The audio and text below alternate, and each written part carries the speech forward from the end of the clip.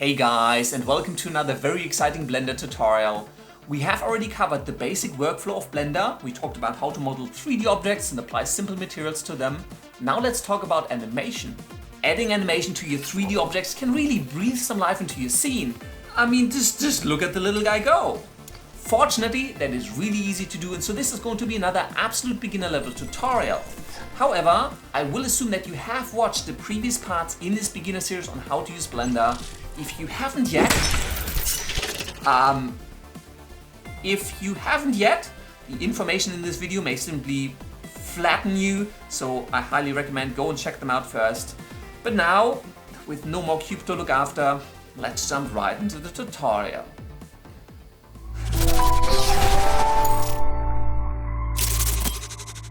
Welcome to Blender. Here I have a brand new project set up, and you can actually follow along with this tutorial just using the default cube that Blender will give you out of the box. But to make things a little bit more exciting, let's come up into File and hit Open. And if you go to surfacestudio.com/downloads, you'll be able to download this creeper.blend file. So let's open that one up. And what this is again just a really simple Blender scene, but instead of a cube, you've got a little texturized creeper here. I've also already set the scene up with some lights and a camera, and if you hit F12 on your keyboard, this will render out the scene with the creeper on the right hand side. Let's hit Escape to return to the 3D view, and let's go about animating this creeper. Now, in this basic animation tutorial, we will not concern ourselves with animating the actual character model and having like the legs move and everything else kind of jiggle. We're really just going to move this entire model around our scene and animate that just to get a basic feel for how animation works in Blender. Character animation is usually done via rigging, which adds virtual skeletons to your meshes, and you can animate the bones and the joints, and that's a whole lot more complicated, probably not going to be part of my beginner series. So for this tutorial, we're really just going to concern ourselves with the movement of this creeper as a whole. In order to add animation to any object in your scene, we're going to use the timeline panel. You should find the timeline panel directly under your 3D view. Let me just make this a little bit bigger so we can see this a little bit more clearly. If you do not have this panel available, just split one of the other views and then change the view over to the timeline view. That should give you this little timeline here. The timeline is pretty much exactly what it says. It's essentially a sequence of frames in which you can capture and define animation. It's got this little green marker here, and you can click and drag that around, so you're kind of scrubbing through your timeline, so you're scrubbing through your animation, and you can actually see a little indicator in the bottom left of your 3D view. It's telling me right now I'm on frame 140, and the object I have selected is called Creeper. Obviously, right now, absolutely nothing is happening because we haven't added any animation just yet. I just want to cover the basics of the timeline first. You can play back your animation, well, once you've animated something, by pressing Alt and A, so that'll start playing back your project, and Alt and A again to stop the playback. Personally, I always prefer all the shortcut keys, but if that's not your ish, at the bottom of the timeline, you also find your basic playback controls. You can play back forwards, you can also play it back backwards, you can rewind and kind of scrub through it down here. Then, over to the left, you will find a start and an end frame, and this defines the range of frames for your current project. So right now, the start frame is 1 and the end frame is 250. Now, that's actually quite a long animation at 24 frames per second. That'll just be over 10 seconds. Let's just drop this down to, maybe we'll just go with 100. So immediately, you can see the highlighted gray area on my timeline shrunk because this is now my active area. It only goes from frame 0 to 100. And on this timeline, you can actually middle mouse button click and drag around to navigate. And you can scroll on the mouse wheel in or out to zoom in and out of your timeline view. This is going to be quite useful once we start working with keyframes. Another way to actually zoom in on the active area in your timeline is in this timeline scale. Down here on the left, you'll find this little gray circle, and you can click on that and drag right to kind of scroll the left side of your timeline in. And I can also come over to the right hand side, and again, there's this little gray circle. You can click on that and drag in towards the left. So you're framing up just the active area of your timeline. Another very important thing you need to do is to define your actual frame rate. This determines how fast your clip will play back, and if you are trying to integrate some 3D with real-life footage, you should make sure that the frame rate of what you're rendering out from Blender matches the frame rate of the footage that you want to use those 3D elements with. And in order to do that, in the Properties panel, under the Scene tab, you can actually expand this dimensions tab. By default, it's already expanded. And in here, you'll find an option for your frame rate. Right now, this is set to 24 frames per second, but you can obviously change this to anything else like 30 if you're making something for TV. Personally, I like to leave this on 24 frames per second because that's what's typically used in film. And now that we've covered all the boring bits, let's add some actual animation to the creeper. Let's start out just doing something really simple because, again, it's meant to be an absolute beginner tutorial on animation. Let's take this creeper and just move it back a little bit. So if you were looking through the camera, you can press 0 on your numpad to look through that camera. So the creeper is just out of view. Maybe I'll drag it in just a little bit. So it's kind of just at the edge of the screen or the edge of the frame right there. Let's say that over the course of this animation, which is 100 frames, so just over 4 seconds at 24 frames per second, I want this creeper to just kind of creep up to the camera so that we essentially end up with this view of the creeper right in our face. Now, the way we can achieve this is by using keyframes. If you position this creeper anywhere in your 3D scene and scrub through your timeline, the creeper will just be stuck there because Blender has no concept of where you want movement to start or to end or where you want the creeper to be at any time in between.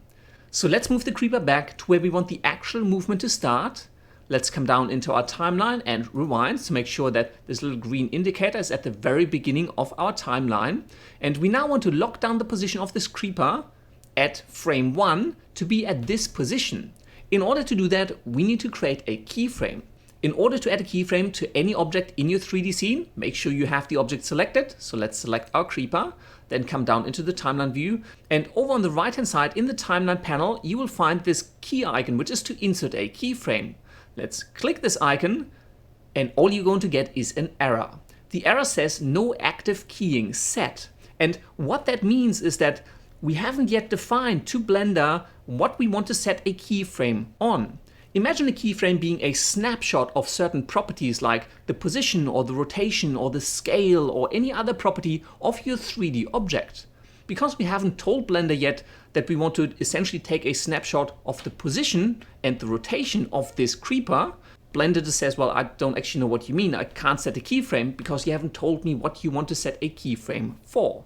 In order to do that, you need to first select a keying set. And you can do that just left of the keyframe button. You'll find this little pop-up or drop-down. It's more pop-up than anything. And in here, you'll find a whole bunch of different keying sets.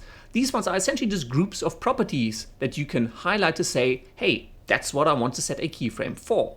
For now, let's simply select lock rot, which is location and rotation. We don't need to include scale because I'm not planning on scaling up or down my creeper for the purpose of the animation. So let's select lock rot. And now let's click onto this Insert Keyframe button. And at the very top, you'll see successfully added 6 keyframes for keying set lock rot. Also, if you now scrub through your timeline, while we still don't have any animation, but on the timeline itself, you'll find this little yellow marker here. And this indicates that there's an actual keyframe on our currently selected object.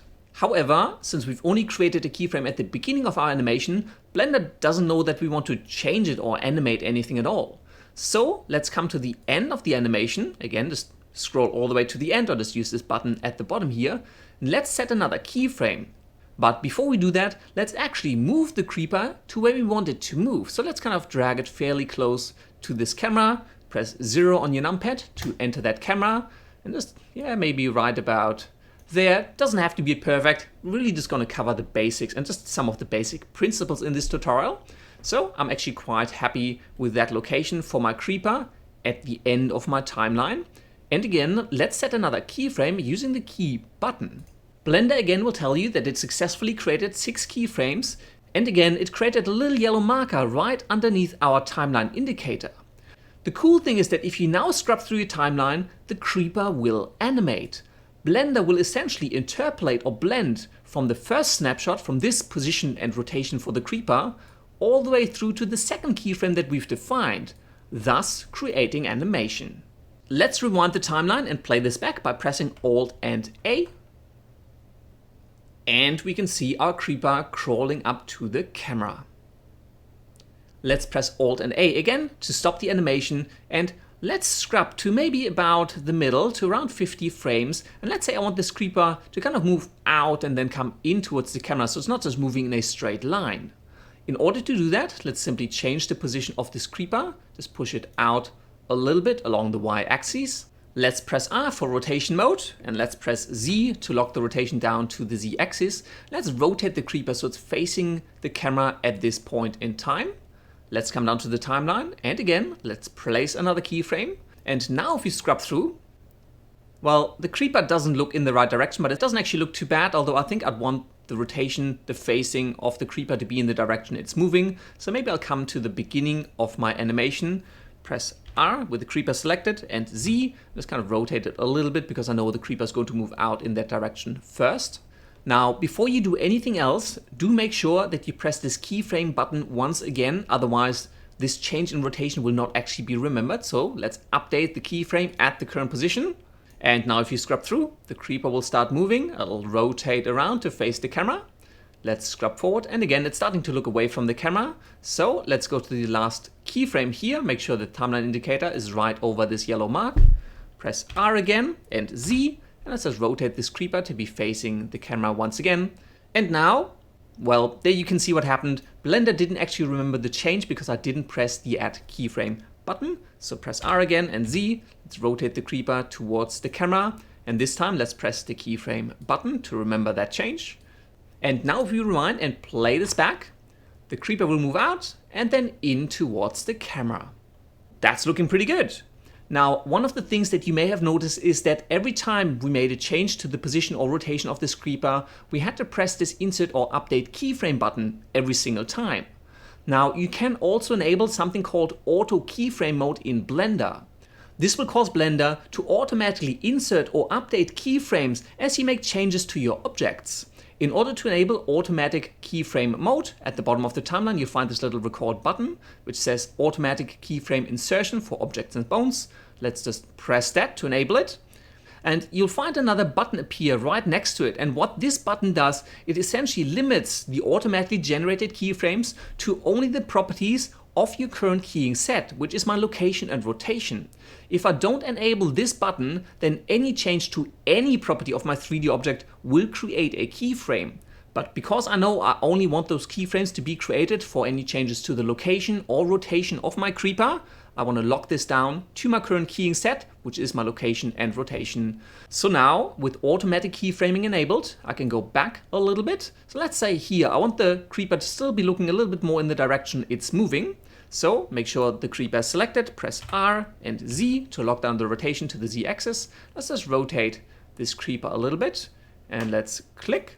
And Blender has automatically created a new keyframe. So now my animation is updated, the creeper keeps looking forward and then it turns around and is facing the camera. Now it is very important that you don't forget to disable automatic keyframing mode when you no longer need it. It's a great tool, it's really useful to whipping up some really quick animation, but don't accidentally leave it on, otherwise you may override and change all of the animation that you've just created. Now the next thing to consider is that every time we created a new keyframe, be that manually or via the automatic keyframe insertion, all of the properties for location and rotation of this creeper got a keyframe assigned to it.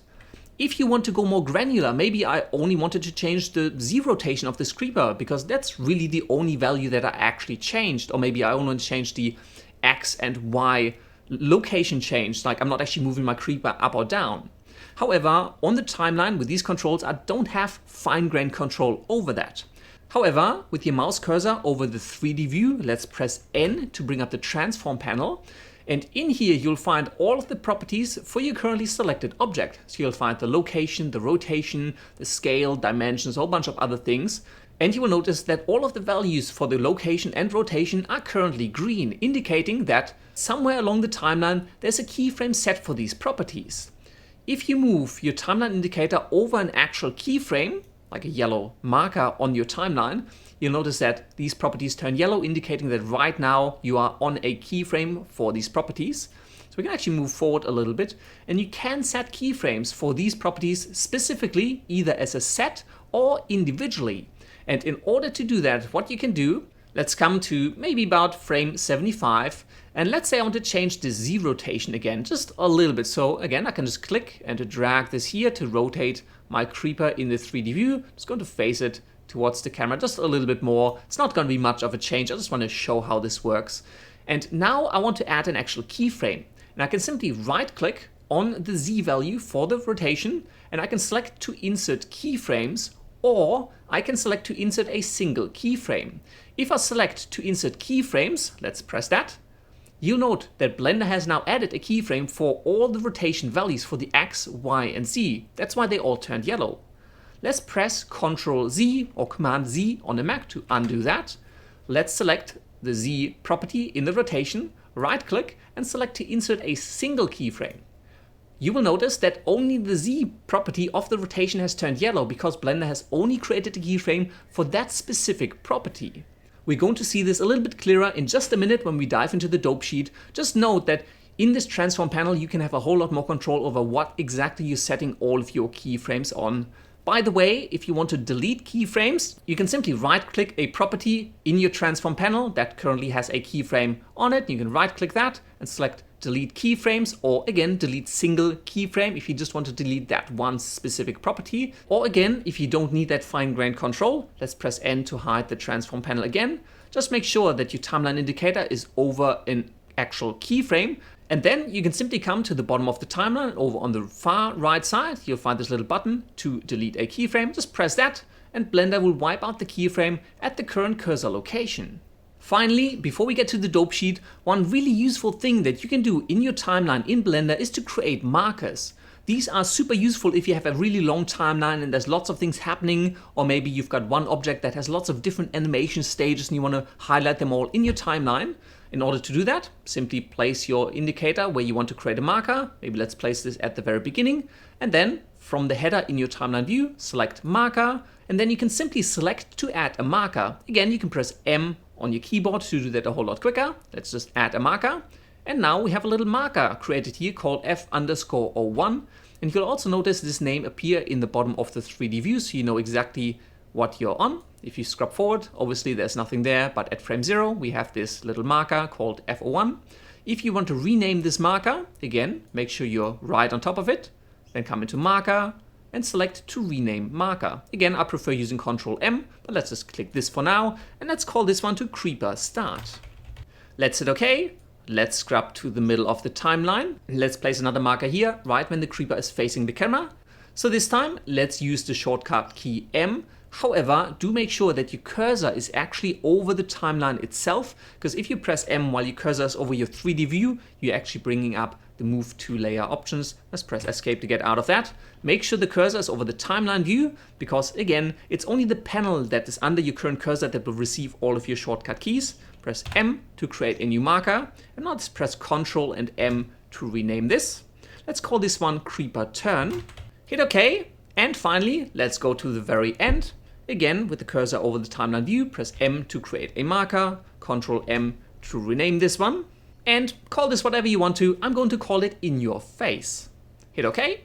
And now we've created 3 markers on our timeline that just make it a little bit easier to see what exactly is going on. Now, one thing to consider is that the timeline view will only show you the keyframes for the currently selected object. If you click into the 3D view and then press Shift and A to add a new object, and maybe we'll just add a little cube. If you select the cube, you'll notice that there are no keyframes on your timeline. However, I still have the markers visible. The moment I select the creeper, however, you can see all of the keyframes because, again, the keyframes are only visible for your currently selected object, so just keep that in mind.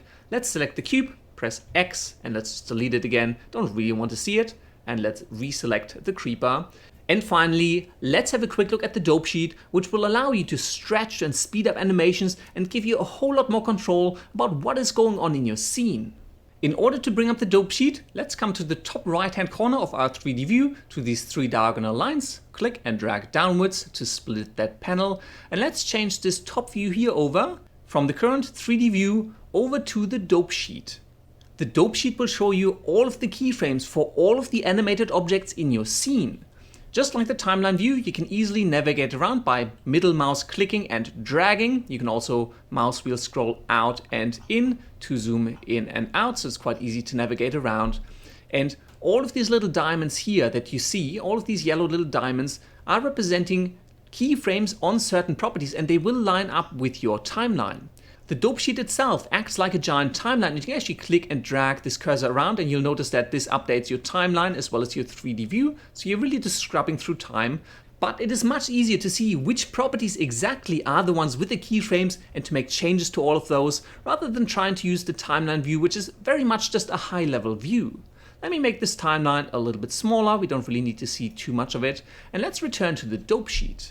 On the left-hand side of the dope sheet, you'll find something that kind of looks a little bit like the outliner you have in the top right-hand side of the interface. It's kind of just a hierarchy, and it shows you the creeper, then this creeper action, and in there you have this log rot, which is actually just a grouping of the location and rotation properties for this creeper. So let's expand that.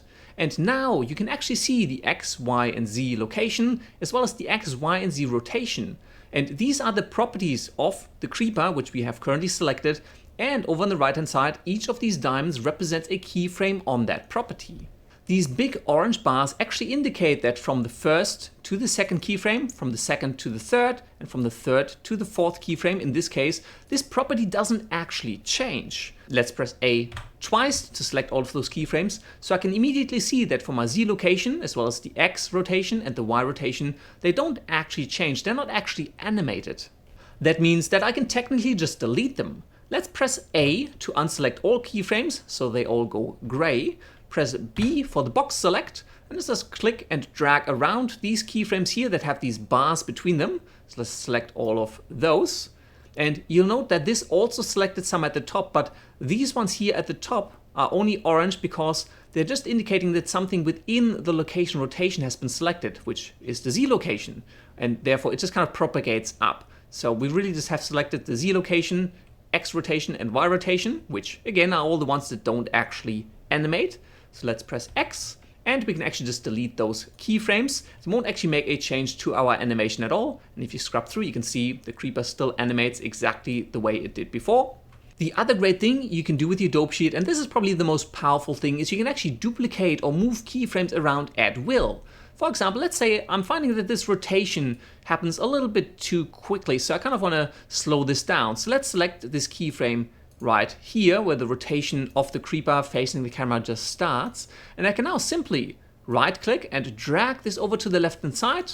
And let's left-click to confirm. And so now I've stretched out this rotation animation, but I haven't actually affected the location. So it's just the rotation happens just a little bit slower. And maybe I want this to move a little bit quicker along the Y axis, so I can just right click onto this final Y location keyframe here and start dragging. And once you are dragging, you can actually let go of your right mouse button, and I'll just keep dragging and just click left to confirm. Again, it's going to bring this in just a little bit. So now I'm kind of getting, can you see how the creeper is kind of sliding on the X axis only at the end, because that's the only thing that animates here. And again, you can kind of move things around. You can also very easily copy keyframes to replicate parts of your animations. For that, let's press A to unselect all keyframes, press B for the box select, and let's just select these keyframes here at the beginning. Let's press Ctrl C to copy them. Let's come to the end of our animation, somewhere around here. Just press Ctrl and V to paste all of those keyframes back in. And now if I scroll out a little bit, obviously our timeline kind of ends at frame 100, so I'd have to extend that if I really wanted to capture this, but I've just copied parts of my animation towards the end. You can also very easily select everything by pressing A twice, press S, and now just scale this animation up or down so you can make it faster or slower. So the dope sheet really gives you full control over all of the keyframes in your animation, tweaking them, scaling them, duplicating them, offsetting everything a little bit. Because in terms of animation, it's usually fairly clunky if all of your properties animate at exactly the same time. So you usually want to shift off some of these keyframes to make it just a little bit more organic and natural feeling. But hopefully you get an idea for all of the cool stuff that you can do in the dope sheet. Finally, and yes, I'm aware that I've probably said finally about 5 times by now, the dope sheet will actually show you all of the animated properties for all of the objects in your scene. So if we still had our cube, let's just recreate a cube. So cursor over the 3D view, Shift A, mesh, let's add a cube. Let's move this back a little bit. And again, let's just come down to the bottom with the cube selected. Press this key button just to set a keyframe. Move forward a little bit. Let's move this cube over. Just want to add a little bit of animation to it. Let's set another keyframe. It's totally random. But the important thing is that now, because I have two animated objects in my 3D scene, in the dope sheet itself, I've now also have the cube. So I've got the location rotation and all of the keyframes for that, for the cube, as well as all of the location rotation changes that we've already added to the creeper. Now, this is great because it shows me everything that animates at the same time. However, if you have 50 objects animated in your 3D scene, that can get really, really messy and really hard to manage. So there's two ways to make your life easy again. In the header of your dope sheet, next to this little ghost icon on the left hand side, you'll find this little arrow, and this actually says to only include channels relating to selected objects and data. If you select this option, the only keyframes and the only properties that you will see in your dope sheet are the ones for your currently selected object. Right now, I have the creeper selected, so I can see the location rotation for the creeper and all of its keyframes. If I now right click on my cube to select it, my dope sheet will only show me the keyframes for the cube. So this makes it really easy to kind of switch between different objects and filter out all of the noise if you have a lot of animated things in your scene. Let's unselect this option again. And again, both the creeper and the cube are back in our dope sheet. Another way to do this is also to just change the view of the dope sheet from the dope sheet over to the action editor. This works very similar and will only show you the properties for the object that you actually have currently selected. So again, another way to just make it simple to cut through the noise and focus on the animation and the keyframes that you really need to work with. Let's collapse the dope sheet again, and for that, let's simply click on this diagonal lines on the 3D view and drag up onto the dope sheet to just collapse those panels. I'm also going to select my cube, press X and say, yes, please delete. And let's just rewind and press Alt and A to play back our final animation. Now I know it's not a masterpiece, but I really just wanted to cover the very basics of how to create animations in Blender, just add some life into your scene. There's also a large number of topics relating to animation that we haven't even touched on yet, like the graph editor, and then obviously the huge topics of rigging and skinning and using poses to actually animate the models and your actual 3D characters themselves. But hopefully you found this tutorial useful. There'll be more tutorials for my beginner series soon, and I do hope to get to all of the more advanced topics further down the line. And that's all there is to it. If you enjoyed this video, please hit that like button. If you're new here, please hit that subscribe button. And as always, if you do have any comments, questions or suggestions, just leave them down in the section below. Thank you very much for watching, and until next time, I will see you later.